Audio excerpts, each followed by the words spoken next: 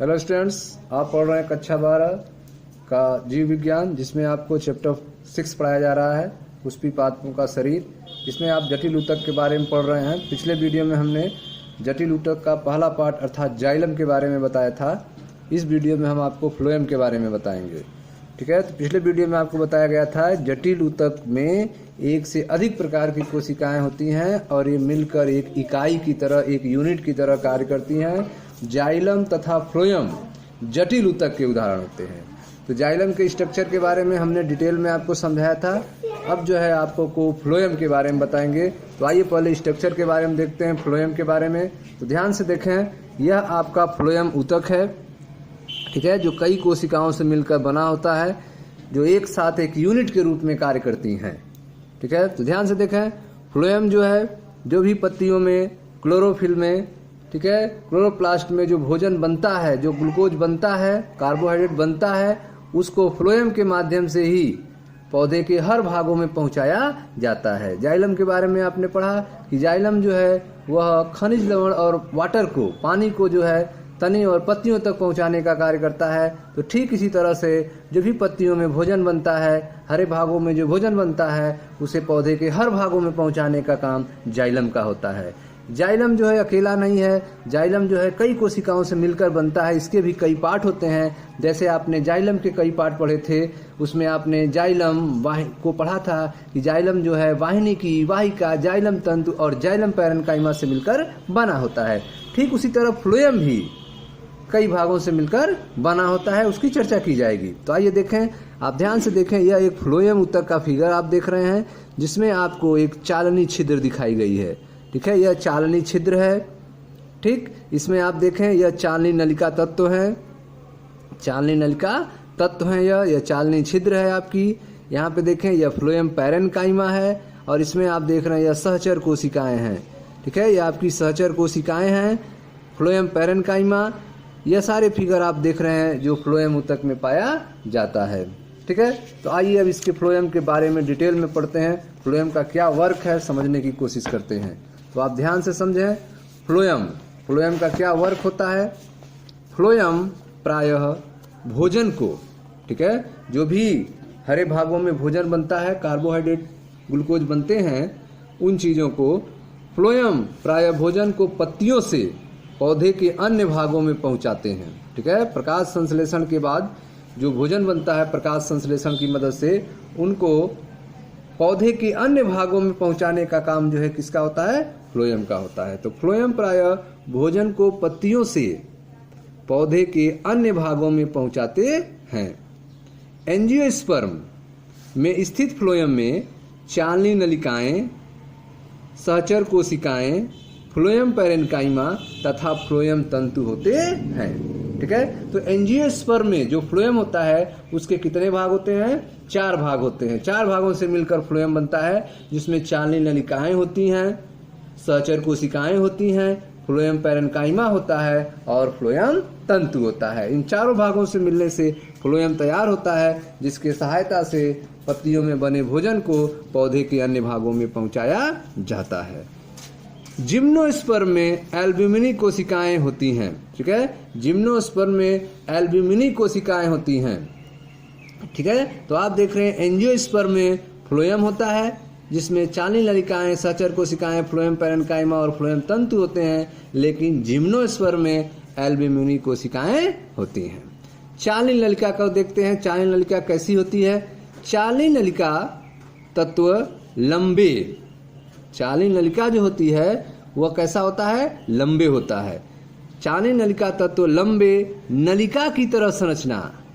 ठीक है, चालनी नलिका कैसी होती है, नलिका की तरह, नली की तरह संरचना होती है, लंबवत तथा सहचर कोशिकाओं से जुड़ी होती है। ठीक है, तो चालनी नलिका तत्व जो है वह लंबे नलिका की तरह की संरचना होती है, लंबवत होती है और यह सहचर कोशिकाओं से जुड़ी होती है।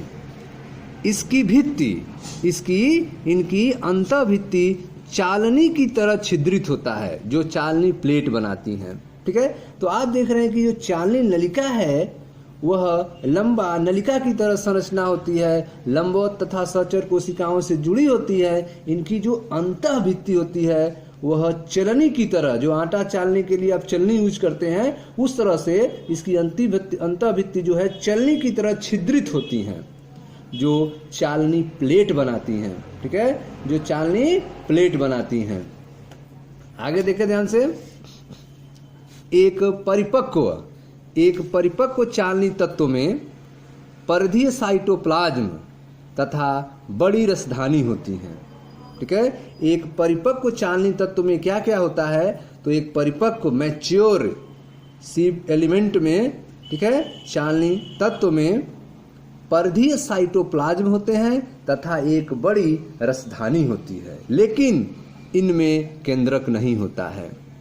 तो चालनी तत्व में आप देख रहे हैं केंद्रक नहीं होता है, इसके अलावा उसमें परिधीय साइटोप्लाज्म और एक बड़ी रसधानी होती है। चालनी नली के कार्य को सहचर के केंद्रक नियंत्रित करते हैं।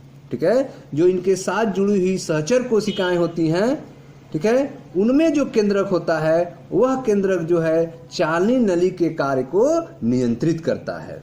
तो सहचर कोशिकाओं का केंद्रक जो है चालनी नली के कार्य को नियंत्रित करता है।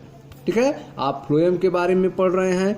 फ्लोएम जो है एक जटिल ऊतक के अंतर्गत आता है। जटिल ऊतक में आपने पढ़े थे जाइलम और फ्लोएम होता है। जाइलम के बारे में हमने पिछले वीडियो में आपको समझाया है, अब आप फ्लोएम के बारे में पढ़ रहे हैं। तो फ्लोएम का क्या कार्य है, फ्लोएम प्रायः भोजन को पत्तियों से पौधे के अन्य भागों में पहुंचाते हैं। एंजियोस्पर्म में स्थित फ्लोएम में, ठीक है, एंजियोस्पर्म में स्थित फ्लोएम में चालनी नलिकाएं तत्व, सहचर कोशिकाएं, फ्लोएम पैरेन्काइमा और फ्लोएम तंतु के मिलने से तैयार होते हैं। जिम्नोस्पर्म में एल्ब्यूमिनी कोशिकाएं होती हैं। जिम्नोस्पर्म में एल्ब्यूमिनी कोशिकाएं होती हैं। ठीक है, चालनी नलिका कैसी होती है, तो चालनी नलिका तत्व लंबे नलिका की तरह की संरचना लंबवत तथा सहचर कोशिकाओं से जुड़ी हुई होती हैं। इनकी अंतःभित्ति चालनी की तरह छिद्रित होती हैं, जो चालनी प्लेट बनाती हैं।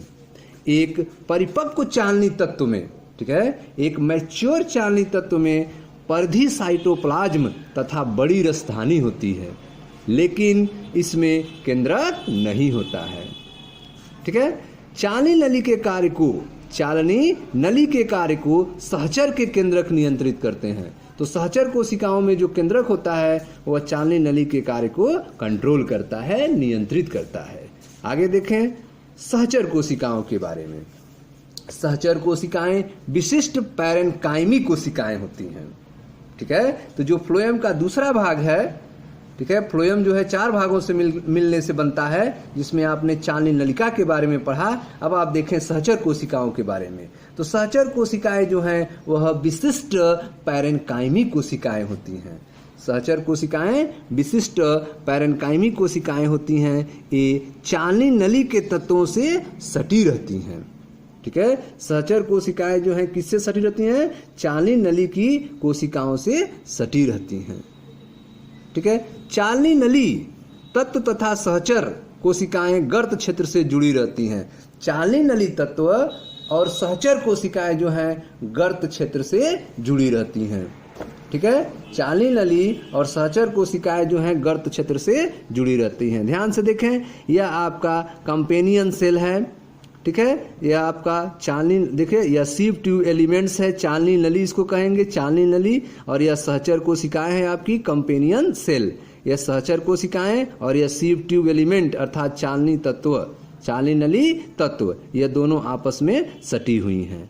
ठीक है, कंपेनियन सेल्स में चालनी नली में आप देख रहे हैं केंद्रक है, चालनी नली में आपके केंद्रक है नहीं, कंपेनियन सेल में अर्थात सहचर कोशिकाओं में आप केंद्रक देख रहे हैं, लेकिन सीव ट्यूब एलिमेंट में चालनी नली तत्व में केंद्रक नहीं होता है।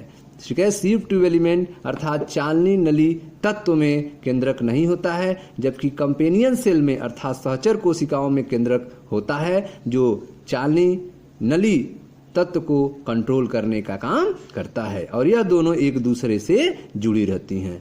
ठीक है, कंपेनियन सेल के बगल में आप देख रहे हैं, सहचर कोशिकाओं के बगल में फ्लोएम पैरेन्काइमा है, फ्लोएम पैरेन्काइमा है। ठीक है, यहाँ आप देखें, यहाँ पर आप देख रहे हैं सीव पोर्स हैं, चालनी छिद्र हैं, चालनी छिद्र हैं, यहाँ पे सीव पोर्स इसको कहते हैं। आगे देखें ध्यान से, तो आप देख रहे हैं सहचर कोशिकाएं जो होती हैं वे विशिष्ट पैरेन्काइमा कोशिकाएं होती हैं। ये चालनी नली के तत्व से सटी रहती हैं।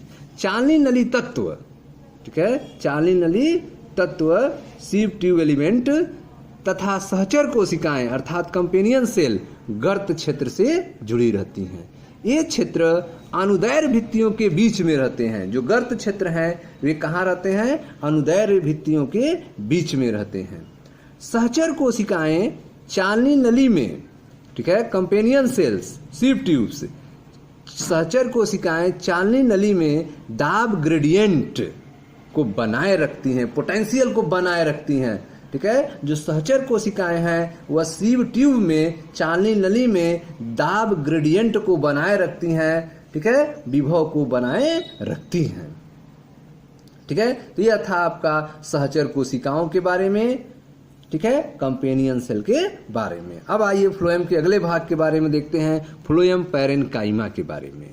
फ्लोएम पैरेन्काइमा में लंबी सुंडी सिलेंडराकार कोशिकाएं होती हैं जिनमें सघन साइटोप्लाज्म तथा केंद्रक होता है। आप देख सकते हैं यह आपका फ्लोएम पैरेन्काइमा है जिसमें लंबी सिलेंडराकार कोशिकाएं होती हैं जिसमें सघन प्रोटोप्लाज्म पाया जाता है और इसमें केंद्रक भी पाया जाता है, ठीक है। तो यह फ्लोएम पैरेन्काइमा का फिगर आप देख रहे हैं, ठीक है। आगे देखें ध्यान से। तो फ्लोएम पैरेन्काइमा में लंबी सुंडी सिलेंडराकार कोशिकाएं होती हैं जिनमें सघन साइटोप्लाज्म तथा केंद्रक होता है। कोशिका भित्ति सेलुलोज की बनी होती है। कोशिका भित्ति इसकी किसकी बनी होती है? सेलुलोज से बनी होती है और उसमें गर्त होते हैं, ठीक है। कोशिका भित्ति जो है सेलुलोज की बनी होती है और उसमें गर्त होते हैं। इनके द्वारा कोशिकाओं के बीच, ठीक है, फ्लोएम पैरेन्काइमा के द्वारा, इनके द्वारा कोशिकाओं के बीच प्लाज्मोडेस्माटा जोड़ा होता है, ठीक है। तो आप देख रहे हैं इनके द्वारा जो है कोशिकाओं के बीच प्लाज्मोडेस्माटा जोड़ होता है। प्लाज्मोडेस्माटा जोड़ होता है। प्लाज्मोडेस्माटा के बारे में आप देखें तो ये धागे की तरह संरचना होती हैं जो कोशिकांगों को बांधने का काम करती हैं, ठीक है। तो इनके द्वारा कोशिकाओं के बीच प्लाज्मोडेस्माटा जोड़ होता है। फ्लोएम पैरेन्काइमा का कार्य देखें। फ्लोएम पैरेन्काइमा का क्या वर्क है? फ्लोएम पैरेन्काइमा खाद्य पदार्थ, फ्लोएम पैरेन्काइमा खाद्य पदार्थ तथा अन्य पदार्थ जैसे कि रेजिन, लेटेक्स और म्यूसिलेज संचित करता है, ठीक है। तो आप देख रहे हैं कि यह स्टोरेज ऑर्गन के रूप में फ्लोएम पैरेन्काइमा वर्क कर रहा है। इसमें जो है खाद्य पदार्थ, फूड मटेरियल तथा अन्य पदार्थ जैसे कि रेजिन, लेटेक्स, म्यूसिलेज, यह सब स्टोर होने का काम कर रहा है इसमें, ठीक है।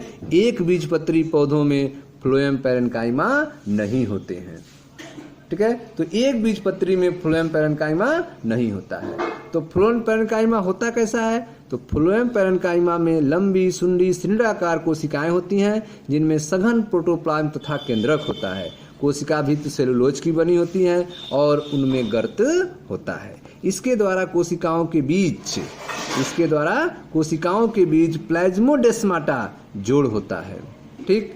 फ्लोएम पैरेन्काइमा खाद्य पदार्थ तथा अन्य पदार्थों जैसे कि रेजिन, लेटेक्स, म्यूसिलेज संचित करता है, ठीक है। इसमें खाद्य पदार्थ के अलावा आप रेजिन, लेटेक्स, म्यूसिलेज का स्टोरेज देख रहे हैं। एक बीजपत्री पौधों में फ्लोएम पैरेन्काइमा नहीं होता है, ठीक है। आइए अब देखते हैं फ्लोएम के अगले भाग के बारे में। फ्लोएम तंतु जिसे बास्ट रेशा कहा जाता है। फ्लोएम तंतु स्क्लेरेन्काइमी कोशिकाओं से बने होते हैं, ठीक है। जो फ्लोएम तंतु है अर्थात बास्ट रेशा वह स्क्लेरेन्काइमी कोशिकाओं से बने होते हैं। ये प्रायः प्राथमिक फ्लोएम में नहीं पाए जाते हैं, ठीक है। तो आप देख रहे हैं कि फ्लोएम तंतु अर्थात बास्ट रेशा जो हैं वे प्राथमिक फ्लोएम में नहीं पाए जाते हैं, लेकिन ये द्वितीयक फ्लोएम में रहते हैं। फ्लोएम तंतु जो हैं स्क्लेरेन्काइमी कोशिकाओं के बने होते हैं और ये प्रायः प्राथमिक फ्लोएम में नहीं पाए जाते हैं, लेकिन ये द्वितीयक फ्लोएम में रहते हैं।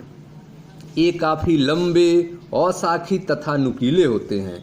इनके सिरे सुई की तरह के होते हैं, ठीक है। तो आप देख रहे हैं फ्लोएम तंतु जो है वे काफी लंबे होते हैं, अशाखित होते हैं, नुकीले होते हैं और इनके सिरे जो होते हैं वे सुई की तरह के होते हैं।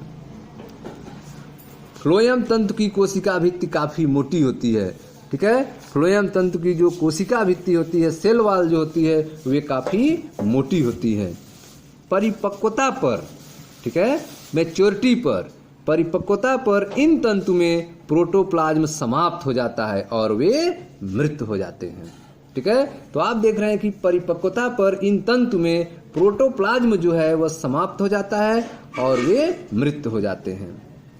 पटसन, सन तथा भांग जैसे पौधों के फ्लोएम तंतु का बहुत आर्थिक महत्व है, ठीक है। तो आप देख रहे हैं कि पटसन में, सन में और भांग जैसे पौधों में जो फ्लोएम तंतु होता है, बास्ट रेशा होता है, उसका बहुत आर्थिक महत्व होता है। इससे रस्सियां बनाई जाती हैं, बरहे बनाए जाते हैं, ठीक है। तो रस्सियां बनाने के निर्माण में, थ्रिड्स निर्माण में किया जाता है इसका उपयोग। सबसे पहले बनने वाले फ्लोएम में सकरी चालनी नली होती है, ठीक है। सबसे पहले बनने वाले फ्लोएम में क्या होता है, सकरी चालनी नली होती है। ऐसे फ्लोएम को प्राक फ्लोएम कहते हैं, प्रोटोफ्लोएम कहते हैं, ठीक है। तो सबसे पहले बनने वाले फ्लोएम में सकरी चालनी नली होती है, ठीक है। नैरो सीप ट्यूब्स होते हैं और ऐसे फ्लोएम को प्राक फ्लोएम अर्थात प्रोटोफ्लोएम कहते हैं।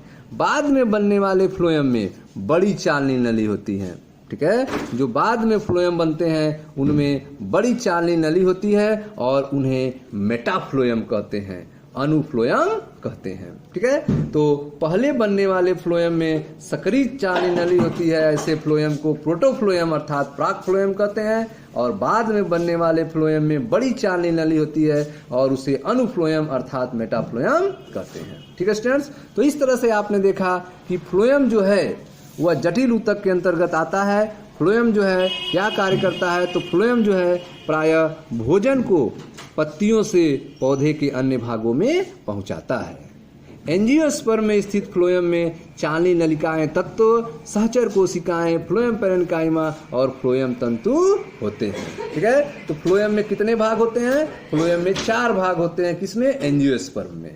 कौन कौन, चालनी नलिकाएं तत्व, सीप ट्यूब एलिमेंट्स, सहचर कोशिकाएं, ठीक है, फ्लोएम पैरेन्काइमा और फ्लोएम तंतु। जिम्नोस्पर्म में एल्ब्यूमिनी कोशिकाएं होती हैं, ठीक है। अब अलग अलग इनका क्या वर्क होता है, सब मिलकर एक साथ वर्क करते हैं। अलग अलग इनके संरचना और वर्क के बारे में देखते हैं। चालनी नलिका जो तत्व है, सीप ट्यूब एलिमेंट्स है, यह लंबा नलिका की तरह संरचना लंबवत और सहचर कोशिकाओं से जुड़ी हुई होती हैं। इनकी अंतःभित चालनी की तरह छिद्रित होती हैं जो चालनी प्लेट बनाती हैं, ठीक है। एक परिपक्व चालनी तत्व में परिधि साइटोप्लाज्म तथा बड़ी रसधानी होती हैं, लेकिन इनमें केंद्रक नहीं होता है। चालनी नली के कार्य को सहचर के केंद्रक नियंत्रित करते हैं, कंट्रोल करते हैं, ठीक है। यह चालनी नली तत्व के बारे में हो गया। अब आते हैं सहचर कोशिका के बारे में। सहचर कोशिकाएं जो हैं विशिष्ट पैरेन्काइमी कोशिकाएं हैं। ये चालनी नली तत्वों से सटी रहती हैं, चालनी नली के तत्वों से सटी रहती हैं। चालनी नली तत्व और सहचर कोशिकाएं गर्त क्षेत्र से जुड़ी रहती हैं। ये क्षेत्र अनुदैर्घ्य भित्तियों के बीच रहते हैं। गर्त क्षेत्र कहाँ रहते हैं, अनुदैर्घ्य भित्तियों के बीच रहते हैं। सहचर कोशिकाएं चालनी नली में, सहचर कोशिकाएं चालनी नली में दाब ग्रेडियंट को बनाए रखती हैं, विभव को बनाए रखती हैं। अब आज देखते हैं फ्लोएम पैरेन्काइमा के बारे में। फ्लोएम पैरेन्काइमा में लंबी सुंडी सिलिंडराकार कोशिकाएं होती हैं जिनमें सघन प्रोटोप्लाज्म और केंद्रक होता है। कोशिका भित्त सेलुलोज की बनी होती हैं और उनमें गर्त होते हैं। इनके द्वारा कोशिकाओं के बीच प्लाज्मोडेस्मेटा जोड़ होता है, ठीक है। फ्लोएम पैरेन्काइमा जो हैं वे खाद्य पदार्थ तथा अन्य पदार्थ जैसे कि रेजिन, लेटेक्स, म्यूसिलेज को संचित करता है। एक बीजपत्री पौधों में फ्लोएम पैरेन्काइमा नहीं होता है, ठीक है। लास्ट पार्ट देखते हैं फ्लोएम तंतु के बारे में, जिसे बास्ट रेशा कहते हैं। फ्लोएम तंतु जो है स्क्लेरेन्काइमी कोशिकाओं के बने होते हैं। ये प्रायः प्राथमिक फ्लोएम में नहीं पाए जाते हैं, लेकिन ये द्वितीयक फ्लोएम में पाए जाते हैं। ये काफी लंबे, अशाखित और नुकीले होते हैं। इनके सिरे जो हैं वे सुई की तरह होते हैं। फ्लोएम तंतु की कोशिका भित्ति काफी मोटी होती है। परिपक्वता पर इन तंतु में प्रोटोप्लाज्म समाप्त हो जाता है और वे मृत्यु हो जाते हैं, ठीक है। और ये क्या हो जाते हैं, मृत्यु हो जाते हैं। पटसन, सन, भांग जैसे पौधों के फ्लोएम तंतु का बहुत आर्थिक महत्व है। ठीक है। सबसे पहले बनने वाले फ्लोएम में सकरी चालनी नली होती है, ऐसे फ्लोएम को प्रोटोफ्लोएम कहते हैं। और बाद में बनने वाले फ्लोएम में बड़ी चालनी नली होती है और ऐसे फ्लोएम को मेटाफ्लोएम कहते हैं। ठीक है स्टूडेंट्स, तो यह था कॉम्प्लेक्स टिश्यू जटिल ऊतक के दूसरे पार्ट अर्थात फ्लोएम के बारे में, जिसमें आपने देखा कि फ्लोएम ऊतक जो है 4 भागों के मिलने से बनता है। इसमें होता है चालनी छिद्र, ठीक है, यहाँ पे आप देख रहे हैं चालनी छिद्र है। चालनी नलिका तत्व, पहला भाग क्या है, चालनी नलिका तत्व होता है। सीव ट्यूब एलिमेंट्स होता है, तो चालनी नलिका तत्व आप देख रहे हैं सीव ट्यूब एलिमेंट्स के बारे में। फिर होता है आपका सहचर कोशिकाएं, कंपेनियन सेल्स, या कंपेनियन सेल्स हैं आपकी, सहचर कोशिकाएं हैं। फिर आपका आता है फ्लोएम पैरेन्काइमा, ये आप देख रहे हैं ये आपका फ्लोएम पैरेन्काइमा है। उसके बाद आता है फ्लोएम तंतु, तो फ्लोएम तंतु आप जानते हैं कि यह बाद में बनता है। ठीक है, तो यह आपने देखा कि यह फ्लोएम पैरेन्काइमा है जिसमें सघन प्रोटोप्लाज्म और न्यूक्लियस होता है। ठीक है, यह आप देख रहे हैं कि सहचर कोशिकाएं हैं कंपेनियन सेल्स, इसमें भी प्रोटोप्लाज्म होता है और इसमें भी न्यूक्लियस होता है। उसके बाद चालनी नलिका तत्व आप देख रहे हैं सीव ट्यूब एलिमेंट्स, इसमें जो है न्यूक्लियस नहीं होता है। ठीक है स्टूडेंट्स, तो यह था फ्लोएम ऊतक के बारे में। मिलते हैं नेक्स्ट वीडियो में। मैं मनीष गुप्ता अपने चैनल में आपका स्वागत करता हूं। आप वीडियो को लाइक करें, शेयर करें, चैनल को सब्सक्राइब करें। धन्यवाद दोस्तों।